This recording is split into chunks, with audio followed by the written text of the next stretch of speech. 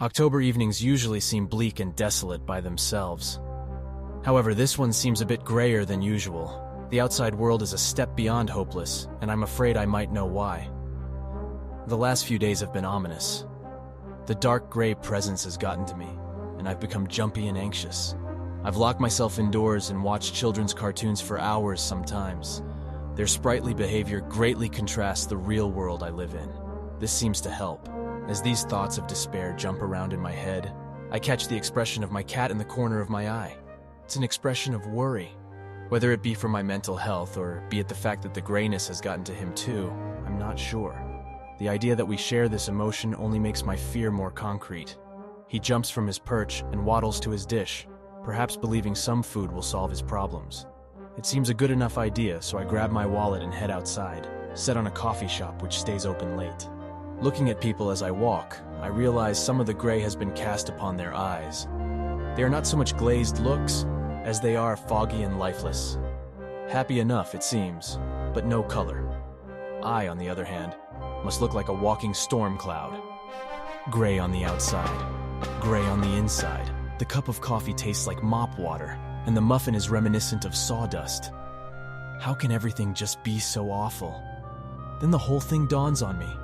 This weather, these people, and this coffee. These things are not gray. I am gray. It is simply life seen through a biased lens, and I know now I can no longer hide from it. I believe I went overboard the last time I visited my dear friend Richard. Our visits always start off with the best intentions, but get a few drinks into him and into me, and we begin fighting. The darkest hate brews in me when he gets a certain way, always in my face and so damned arrogant. An apology is in order, an apology which will never fade, one that will last an eternity. By this time, I'm already in my truck. I go in and out of consciousness as I play over the events in the past and in the present. I prefer not to think about what is to come. Now the dirt road I promised myself I would never drive on again is beneath my tires.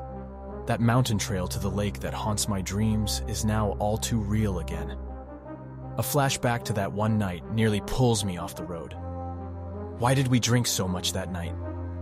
He made a promise to me and he broke it.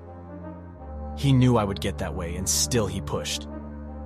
Come on, man, have a drink, man.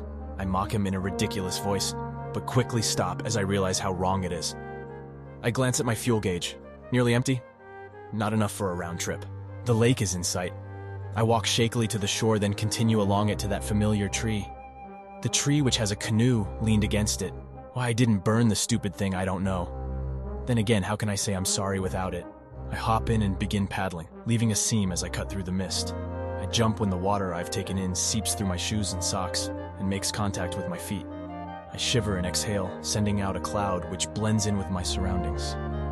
An unknown force stops me cold in my tracks. I look around and realize I'm about in the middle of the lake, about the exact spot I dumped his body. I peer into the water dumbly, pure black. I pull out my waterproof flashlight and pause briefly. It's the first time out of its package, and I never thought I would be using it like this. In retrospect, this was a very bad lake to cover up a murder. At about 12 feet at its deepest, it shouldn't take long for me to find him. I go over my to-do list. Find him. Bring him up. Bury him properly. Apology accepted. I turn the light on. My eyes scream for mercy. The moon has been my only light source thus far, and this flashlight is indeed bright. My heart is about to leap out my throat as I contemplate my dive from the canoe. I jump. The water throttles my lungs, and I flail about until my breathing is back to normal. I don't have much time. It's cold. I plunge my head under and force my eyes open, searching the lake bed frantically. Nothing. I come up for air and take a second to listen to the crickets. After inhaling a few misty breaths, I go back down. My flashlight catches the torso of Richard, the rest of him suspended weightlessly just above the ground. I swim towards him, then come up for air as my lungs begin to burn. Another few breaths, more than last time. The crickets have stopped. They want nothing to do with this filthy business. My mind begins to work. My heart is pounding. This water is colder than I imagined. Waiting to catch my breath isn't working anymore as I tread water. Adding to my list of troubles is this damned seaweed. It touches my ankle and a shiver runs down my spine. I kick my leg up to avoid it, but it seems to follow my path. What started as a tickle now feels like a rope or a noose. Panic sets in and I feel trapped. I point my flashlight down just in time to see his decomposed hand tearing into my flesh and him mouthing the words, "Apology accepted."